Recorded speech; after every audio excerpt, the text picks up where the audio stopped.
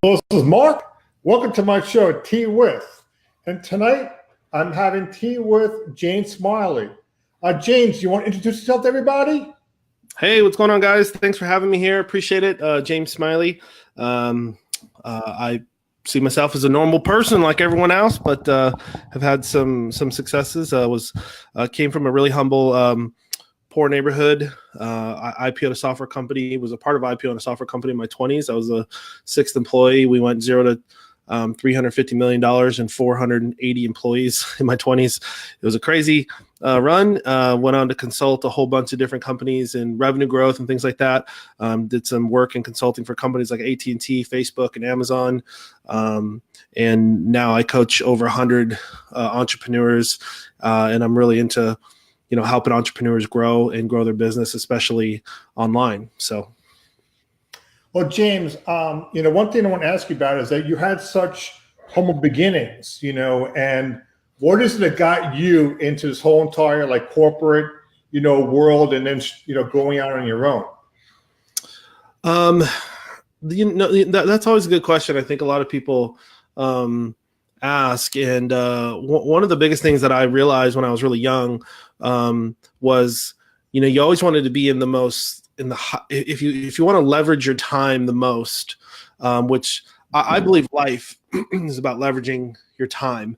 And so, everyone has the same amount of time. I have the same amount that you do. It doesn't matter who people look up to, could be their Pascal Brunson, whatever.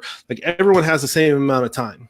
And so no one's has a superpower when it comes to, the amount of hours they have in their day. So, so if you stay in markets where there's the maximum amount of leverage, you can leverage time and money faster.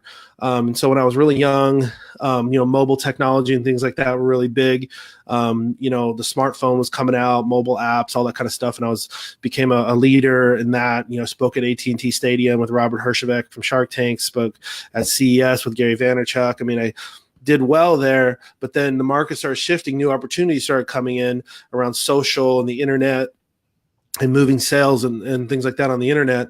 And I realized that social was going to be the future.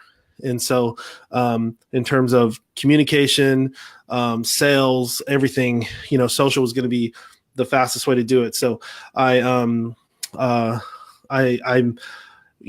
social and just the internet in general has made a rise, that has enabled the entrepreneur movement to do things that have never been possible before. It's never been possible that somebody could, have a 9 to 5 and then have a 5 to 9, so to speak, right? Like a 5 to 9 where they do it on the internet and they go out there and they crush it. It's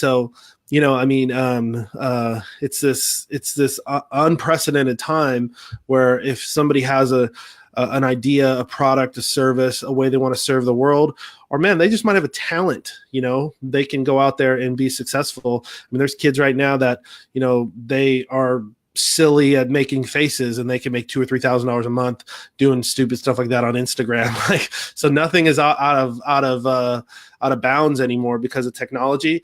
And I just knew that what I knew about technology, I could help people leverage the internet to make money.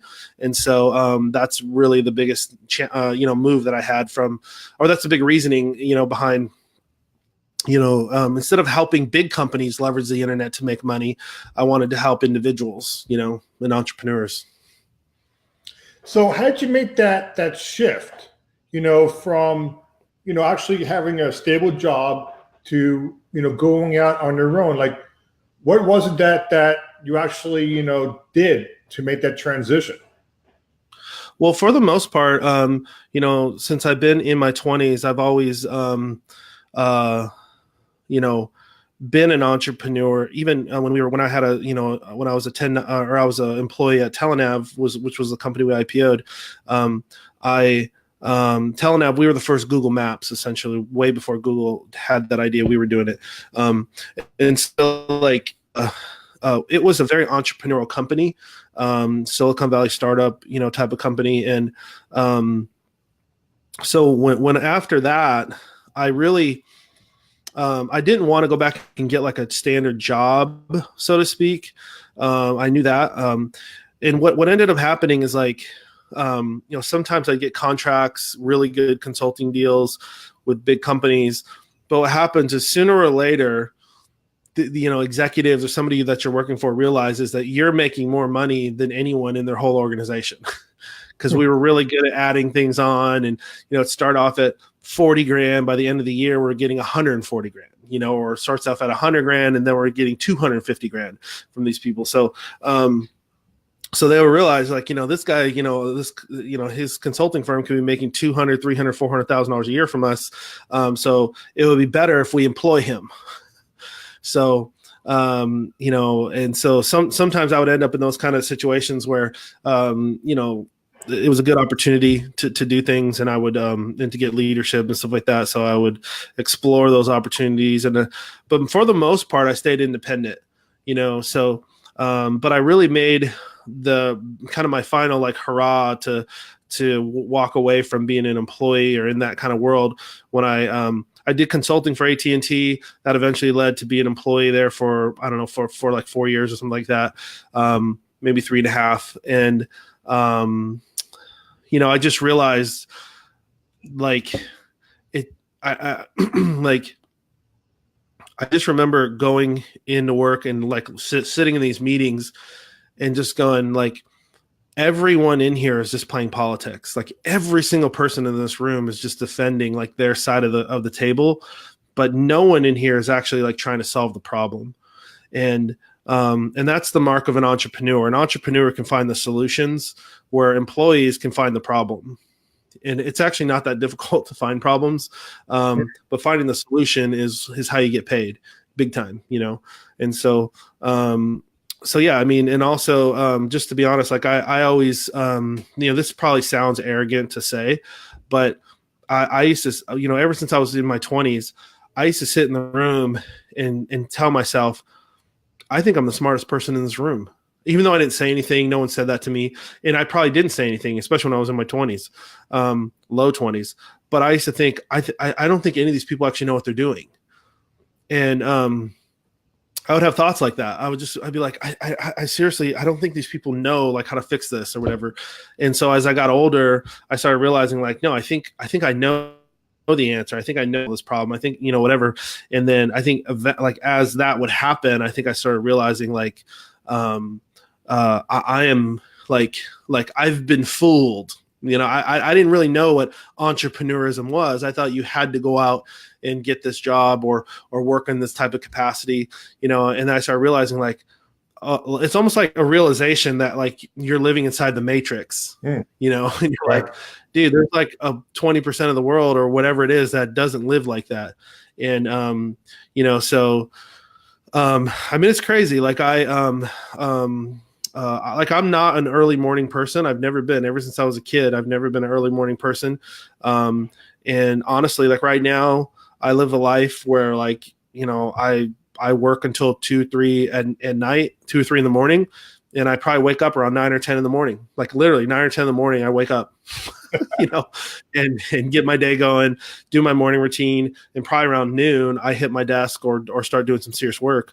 And like people call me or people try to schedule meetings, and they're like, hey, let's meet at like 8:30. And I'm like, the only place I'm meeting at 8:30 is my pillow. They're like, what? I thought you were an entrepreneur. I thought you're like supposed to, all entrepreneurs wake up early and, have this crazy morning routine. I'm like, no, dude, that's not true. Like anybody who says that may be true for like there's a different generation of entrepreneurs that are coming up. I mean, I'm not like young or something. I'm 38, but I'm not like, a 20-year-old or whatever. But I think that is what, see, entrepreneurism is about productivity. And so if I can leverage hours and make, 1 day, 3 days, then by the end of the year, I can get 1,000 days of work done in a year. And the only way I can do that is to do it on my own time, on my own schedule, and the way that I do it. If I did it like everyone else, then truthfully, I don't even get 360 days. I get probably 150 days of productivity, because we all know the average 9-to-5er does not work 8 hours. The average 9-to-5er is honestly working. Studies are showing that they're working like 3.5 hours a day of actual productivity work. And see, and that's such an amazing flip. You can go from working on an annual year about 100 days out of the year where you're of actual work time, productivity, your peak performance, or if you do it as an entrepreneur, like that's 1,000. That's literally a 10x productivity, to yourself, to your family, to the community, to you know what I mean? Like, yeah, it's amazing. That's the beauty of entrepreneurism. Yeah. So, a topic that, I wanted to talk about as well is doubt, because I'm pretty sure in, coaching with people and stuff like that, people have a lot of doubt. Yeah. So how do you help people like overcome doubt? Yeah. I always tell people, if you're going to get into coaching, at the end of the day, it doesn't matter what your skill set is or what you're training people on. You could be training people on fitness. You could be coaching people on a sport. You could be coaching people on business. Okay. At the end of the day, the thing that you're going to have to coach the most on is mindset and how people think, because that is truly the foundation of everything. It's the foundation of how we live. It's the foundation of how you treat people. It's the foundation of everything. And I would say doubt is one of the biggest, like, top 3 topics. I would say, like, some of the other kind of ones that are relevant in our day now would be, like, I think victimhood is one of the top 3, especially when you get to younger generations. I was just speaking at a big university yesterday in front of 68 of their entrepreneurs that are coming up. And, I had to address victimhood because it's something that they're going to face in their day that you probably didn't face. I didn't face when I was 20. But now that I'm 38, it's relevant. I mean, people everywhere you go, everyone blames everyone. And, even, I don't know if anybody out there is like a football fan or anything, but I found it hilarious that, like, during the playoffs, there was this play. Do you watch football at all? Oh yeah. Okay, so there was this call in the Saints playoff game where that guy had that penalty, and it was like, and so here's like a 55, 60-year-old coach who's a legend, probably Hall of Famer, and he just goes off on this victimhood complaining thing at the end of the game, like how this one play changed the whole game, blah blah blah, and we are in a culture where that is acceptable. Where somebody can do that and thousands and millions of people rallied with him. But at the end of the day, like, people who really play the game were like, dude, that's one of 60 plays in the game. And why didn't you win all the other 60 plays so that you could have won? Right. I mean, like, not to be, a football nerd here, but, like, interception. You threw an interception, and that's what allowed the other team to win. You know what I mean? Like, there's all kinds of plays in the game where you could have won the game, right? Like, but so anyway, okay. So, but to come back around to your question, because I think it's really relevant. Doubt is something that everyone struggles with. I struggle with it. I don't care who you are. Like, people struggle with doubt, and I think something that really helped me a lot. I don't know who originated this. I don't know if it was like a Tony Robbins thing, or I don't know where it is or how, but there's a psychological belief that a lot of people have about doubt, where because I think, like, doubt is a byproduct of not having confidence, and so people tend to say, okay, man, if I just had confidence, I don't have confidence to sell. I don't have confidence in my idea. I don't have confidence in myself. I don't have confidence in my own internal head, my own voice, the way I think. And so it's a challenge. I remember being really young. I remember being a teenager and not having any self-confidence. I mean, I was even though I was super popular, I was voted class clown of the whole school 2 years, my last 2 years of college, 2 years in a row. I was the only kid who's ever been voted class clown 2 years in a row. I was an all-state football player. I went to college, played D1 college. Like, you would have thought, like, man, James had so much confidence, but I didn't. I was completely insecure. And a sign that somebody's insecure is that they're always changing. Every time especially as a kid, every 6 months I'd be wearing different type of clothes. I would be acting different, I'm basically trying to see, like, and I remember somebody told me this when I was really young. They said, that you have to stop trying to get confidence. You cannot will yourself to confidence. they said confidence is a byproduct of a couple things that have to happen. And once those things happen, then you have confidence. And I was like, well, what are those things? Right. So, but number one, that let the pressure off of like, if I don't feel confident, it's not like I can just go like drink the confidence drink. You know what I mean? Right. Like, it's not like that, right? Like, it's like, excuse me. So somebody said, where you have to start is with courage. And my initial response was, well, that's the same thing. Confidence and courage is the same thing. And somebody said, no, they're not. They're completely different. They sound the same, but they're not. Whereas when you have courage, courage would be like, I remember playing even college sports, anything like I always had butterflies before the games. I was always like afraid to play. I don't know why.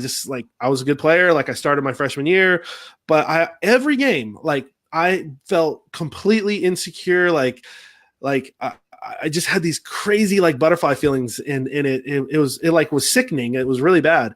But like courage is what happens when you say, you know what, I'm going to step out on the field.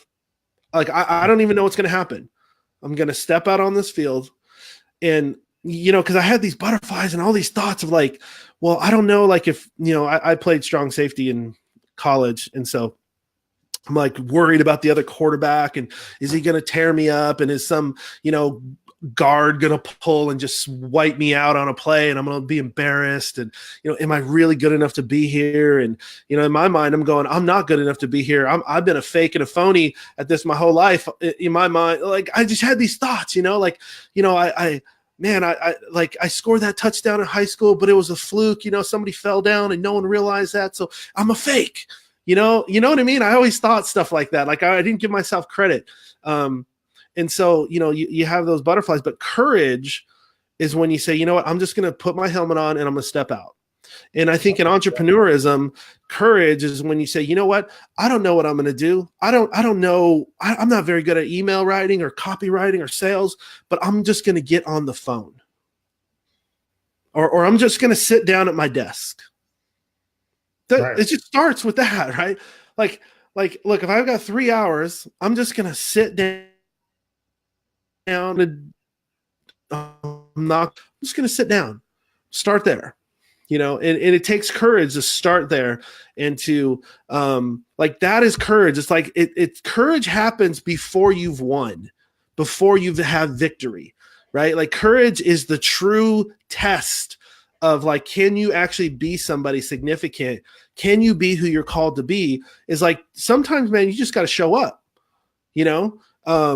and like maybe even you doing this interview, like maybe, you were going, man, I don't know if I should do this and blah, blah, blah. But dude, you just said, man, I'm just going to put it on the calendar. Right. Like it's just a courage, man. You're just like, dude, I'm just going to put it on the calendar. I don't even know what I'm going to talk about. I don't know if I'm going to feel like it. I don't know, but I'm just going to put it on the calendar. You know what I mean? Like that's courage. And that's what great entrepreneurs do is they just have courage to say, I don't know if I can afford going to this conference, but I think if I go, I think I'll meet somebody or I think I'll learn something. So I'm just going to book the ticket.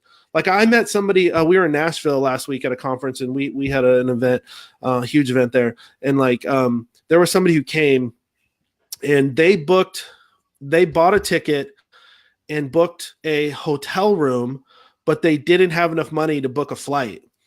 And this was like 2 months before the event. So they didn't have enough money to book a flight. They didn't know how they were going to get it, but they spent the money that they had and they just took the courage just to step out and do it. And then, so now they put themselves in a situation where they have to now go solve a problem. How am I going to get X amount of money or drive or Uber it or jump ship or, you know what I mean? Like drive with some friends, like they've got to go solve a problem so they can get there and have food and things like that. And so, but that's what great entrepreneurs do. They solve problems. Like they can get in those situations, they can get creative, but it starts with courage, and that's what I want to, encourage you guys with or share with you guys is like everyone has doubt. And everyone has doubt. Everyone lacks the confidence, but don't beat yourself up about saying, man, I don't have confidence.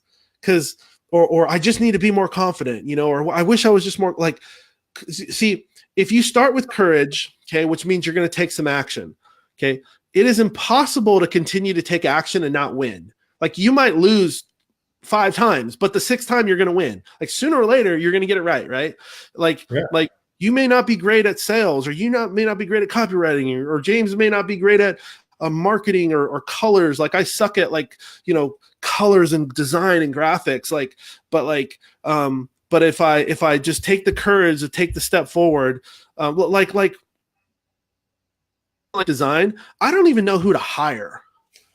Because you go hire a graphic designer, and you don't have any graphic designers that are like, yeah, I'm kind of okay. I'm not that good at this though. Like they all say they're good. So, and I'm like, well, I don't know if you're good. I suck at it. Right. So I end up hiring somebody and I find out they're not that good. And then I hire somebody else. I'm like, damn, they're not that good. And I hire somebody else and I'm like, oh, this person's good. So like I took the courage to hire somebody. And then I failed. And then I took the courage again to hire somebody and I failed. And then I took the courage again to hire somebody and I won. And now all of a sudden I'm like, oh, I know how to do this. Oh, I see what this person is doing. See, action is what brings about confidence. And it's like a byproduct of it. It's a true byproduct. Like if you drink 10 of these, you're going to the bathroom. I don't care what it is, dude. Like if you drink water, you know what I mean? It's the natural byproduct. You got to do it, right?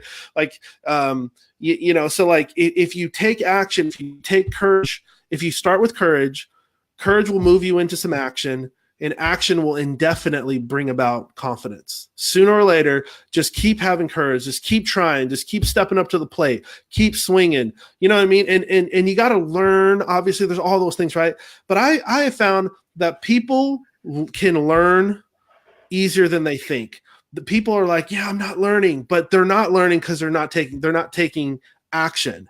If they just took some action, they would learn. You know what I mean? Like I remember something like a simple analogy would be I remember being in junior high baseball, and I could either hit a home run or I was going to strike out. I was not getting on first base. That was the only thing I knew how to do, was hit a home run or strike out. And I struck out way more than I hit a home run, way more. Right. And so you got all these coaches that were just, and this is junior high, so nobody really knows how to hit the ball. I mean, these guys are like construction workers, and then they're coming, trying to hit the ball, right? And so, they probably played junior high and high school, and they haven't played in 25 years, and here they are coaching us, And so this is way before the day of YouTube and all that, so it's not like they're going watching all these videos and learning. Like they're just out there teaching us stuff, and right. And so I can tell you the way that I learned the most was just getting up and swinging. The way that I learned the most was just getting up and striking out. You know what I mean? And just striking out and striking out. And eventually I started realizing, coaches one coach is saying your head's up too high. One coach is saying, pull your head up higher. They're just saying all kinds of stuff. But the fact that I'm out there, I'm learning. And by the end of the year, I did really well. I made the all-star team. And I'll tell you what, man, it's something that I need to put out there, a story of how I made the all-star team, my very first organized sport I ever played, and the confidence that gave me to know that I was in a competitive league. And I started in center field on the all-star team of a baseball league that had a lot of big players in it.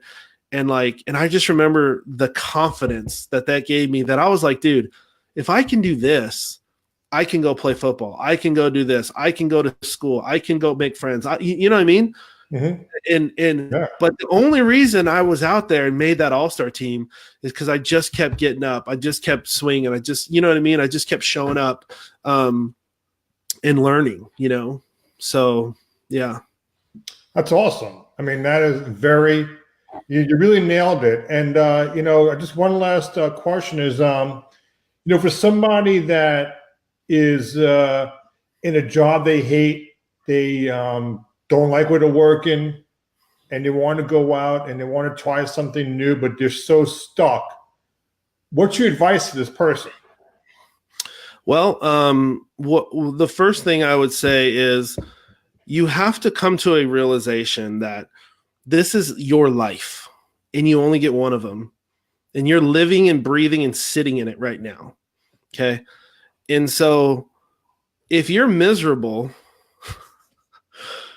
there's no do-over. Okay.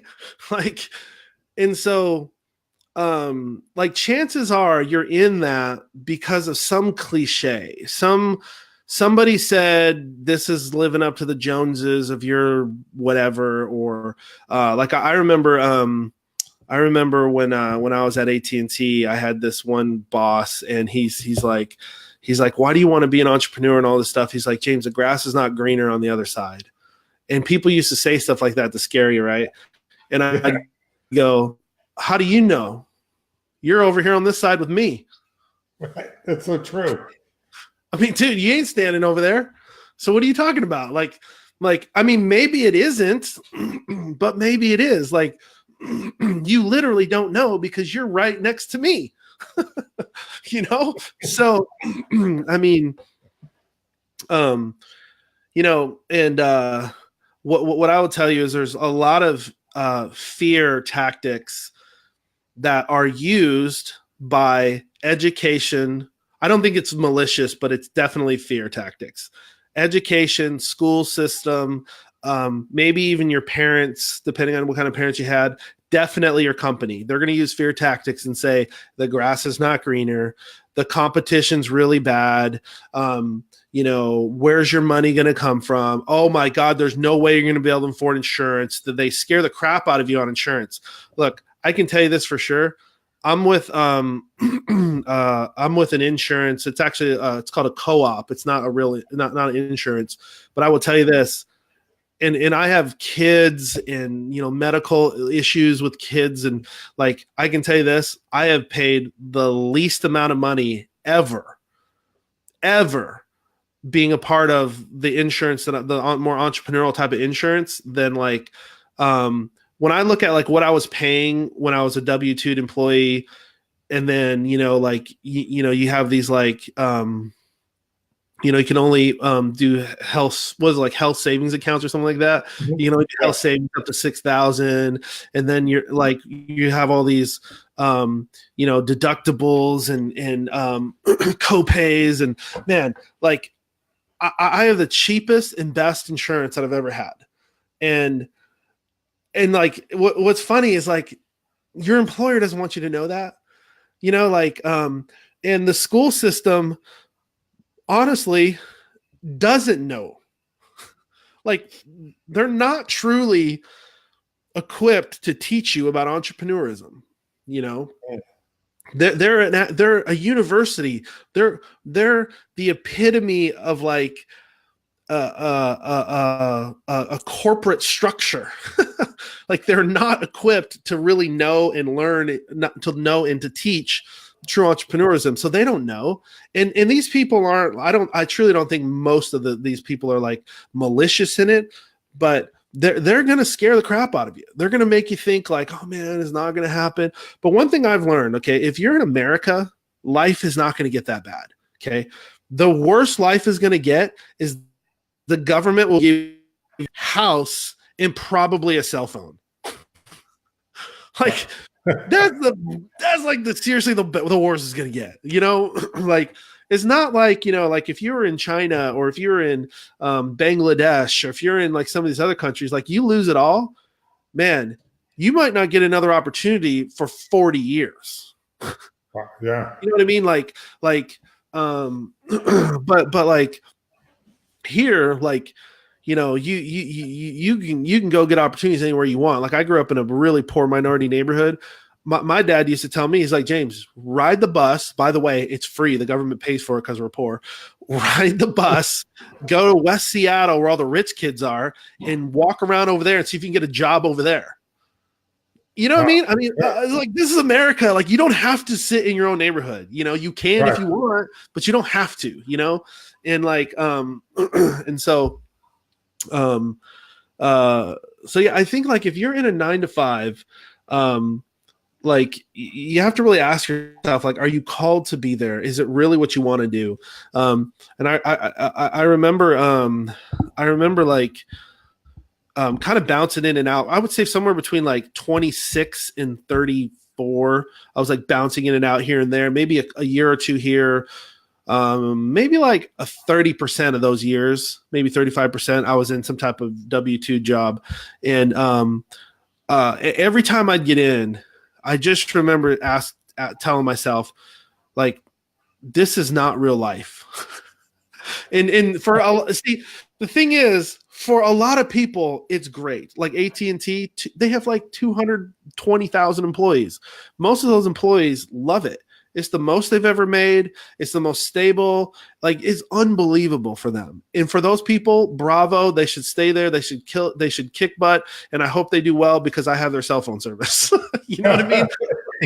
Like, I hope every Apple employee does well and every Microsoft employee does well because I use their stuff. Like, you know, like, but for the few of us who just look at that and we're just like, this is nuts. The reason you think it's nuts is not because everyone else. It's not, that message is not for everyone else. That message is for you. You know, that's to me, that's the universe or God or whatever you want to say, telling you you're called to something bigger than this, you know? And so if you're having those thoughts, you really should figure out like how to make that leap. And here's the beauty. Okay. Jobs will always be there. Okay. I don't care what politicians say. And, you know, if Hillary's in or Trump, like, it doesn't matter. Jobs will be there. There will be a job somewhere. Okay. Like, so what I'm saying is, like you can always go back to a 9 to 5 if things get really bad, right? Like, you start your entrepreneurial journey, you do it for a year and a half, then you run out of money, boom, go get a job for 6 months, stockpile cash, then go back and do it again. Do another year and a half, then go back to a 9 to 5, stockpile cash, go back and do it again. You know, there's nothing that stops you from doing that. And I feel like to some degree, that's 100% what I was doing. In fact, I'm glad you're bringing this up because that is actually what I was doing. The reason I was going back to W-2s is because I was either like in between contracts. I didn't know where to get the new one, or I didn't like who I had contracts with, so I wanted to drop somebody, but then I was going to run out of money. You know what I mean? And so like having a 9 to 5 allowed me to bridge the gap there. You know what I mean? Yeah. So, and that's the beauty of it, is like, you can still be an entrepreneur and have a job for even 5 years or whatever, right? Like, you can you know, and hey, some entrepreneurs, you know, they have a side company. You know, they're realtors, or I used to know this guy when we were starting this company called Boost Mobile, and I was doing a lot of consulting for them, starting that company, which that company blew up. One of the guys I work with, he was a 9 to 5er and he loved it. And he thought it was the best thing in the world. But then he had this like coffee company. I'm like, you have a coffee company? He's like, yeah. He's like, I have this field in my backyard and I've gotten all the permits and I grow coffee beans. I'm like, you grow coffee beans? He's like, yeah. Wow. And he had these, you know, like these workers that would come work the field, and it was small. It's like 3 acres or something. But, you know, he like had another company selling coffee beans. And he would like, and this is in Orange County, California, in South Orange County. So like 3 acres is a lot. And also like, he would literally go around to local coffee shops and be like, hey, I am the only local coffee bean in the county. So like, he used it as a marketing pitch, right? And he would get like a little contract here, a little contract there, and he would sell his stuff. And so, I mean, like, you know, guarantee to this very day, he's still doing that. He's working at a 9 to 5 and he's doing his coffee thing. And that's the beauty of America. You know, that's the beauty of the internet and technology, is you can live a life like that. So that's awesome. Yeah. Yeah. Totally. So, in closing, you have anything, last closing words you want to say to everybody? Well, I mean, number one, I just appreciate you guys being here. Hopefully you learned a lot. And, one thing that I try to really, instill in people, you know, is, you know, if I say this a lot because I really believe this, like, if you if you have some vision or dream for your life or some idea, right, and it like never stops. It like, like you've been thinking about it for years or your whole life, and maybe you don't even fully know what that is, but you know it's not what you're doing right now. Okay, like that is the honest life confirmation. Like you're waiting around for like a star to like strike in your front yard, and then you go out there and it says like move to Bali. Like you're waiting for something crazy to happen, right? Like you're waiting for your neighbor to like, like walk over and be like, hey, I had this dream of you like living in Bali and do, and you're like, oh, that's my life. Like you're waiting for something crazy, right? Like that's not going to happen, right? Like, but if you have that thought and you're like waiting around to know if it's your idea or whatever, I'm telling you, okay, as a human being, like the fact that you are continually thinking of that thing is the ultimate confirmation that you're supposed to do it. Like that seriously, like that is the confirmation that like God or the universe or whoever you want to believe, like is telling you, dude, you were made to do this. You were made to do this. You were made to do this. You know what I mean? And so I think let that give you the confidence that you're supposed to move forward, figure out how to do that, prepare yourself for it, get yourself ready for it. And use all the tools you have. Use YouTube, use everything. I mean, YouTube is the #1 university in the world. There's more people. The more people who learn more per minute on YouTube than any other platform in the entire world, of all schools, colleges, everything. You can learn anything nowadays on the internet. You can get you can hire virtual coaches, like anything like that.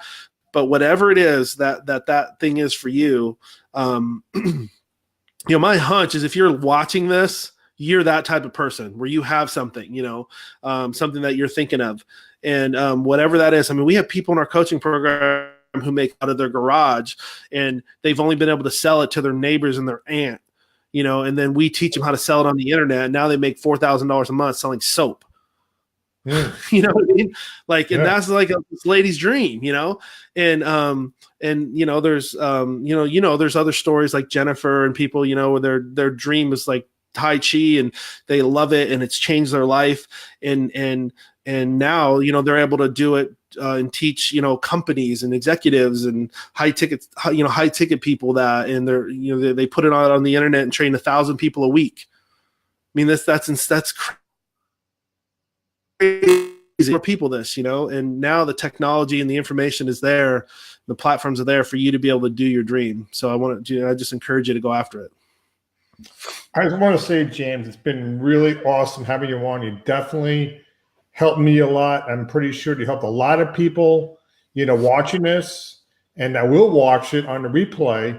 So, it's been an honor to have you. And I just want to say thank you very much and have a good night. Appreciate you, man. Have a good night, everybody. Ciao.